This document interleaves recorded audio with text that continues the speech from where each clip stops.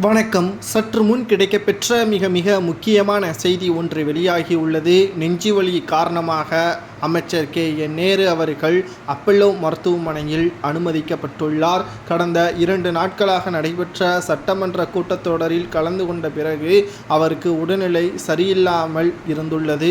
இதனால் வீட்டில் அவர் திடீரென்று மயங்கி விழுந்ததன் காரணமாக அவசரமாக அவரை மருத்துவமனையில் அனுமதித்துள்ளார்கள். இதனால் KN நேரு அவர்கள் தற்பொழுது அப்பல்லோ மருத்துவமனையில் அனுமதிக்கப்பட்டிருப்பதாகவும் அவருக்கு தீவிர சிகிச்சை மேற்கொள்ள உள்ளதாகவும் தகவல்கள் வெளியாகி உள்ளது.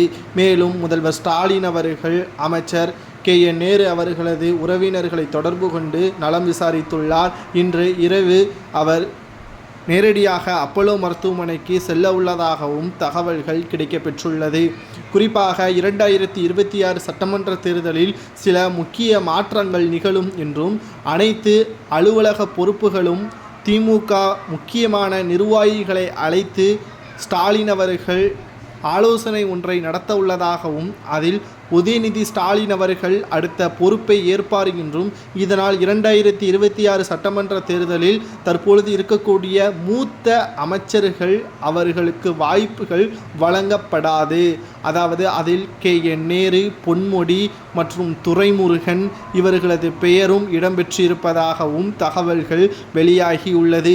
இதில் பல்வேறு மாற்றங்கள் நடைபெறலாம். காரணம், அடுத்து உதயநிதி ஸ்டாலின் அவர்களது பேச்சை கேட்கக்கூடிய நிலைமைக்கு இவர்களை தள்ளக்கூடாது என்பதற்காகவும் உதயநிதி ஸ்டாலின் அவர்கள் இவர்களது கட்டுப்பாட்டில் இருக்கக்கூடாது என்பதற்காகவும் ஸ்டாலின் அவர்கள் இந்த முடிவை எடுத்திருக்கலாம் என்றும் அரசியல் வட்டாரங்களில் பேசப்படுகின்றன. மேலும் KN நேரு அவர்கள் உடல்நலை குறைவின் காரணமாக அனுமதிக்கப்பட்டதன் காரணமாக நலம் விசாரித்துள்ளார் உதயநிதி ஸ்டாலின் அவர்கள். அவரது பொறுப்புகள் தற்பொழுது குறைக்கப்படுவதற்கான வாய்ப்புகளும் இருக்கலாம் என்றும் செய்திகள் தற்பொழுது வெளியாகி உள்ளது. உள்ளாட்சி நிர்வாக பொறுப்புகளை கவனித்து வந்த KN நேரு அவர்களது பொறுப்புகள் தற்பொழுது உதயநிதியை மேற்கொள்வார் என்ற தகவலும் கிடைக்கப்பெற்றுள்ளது.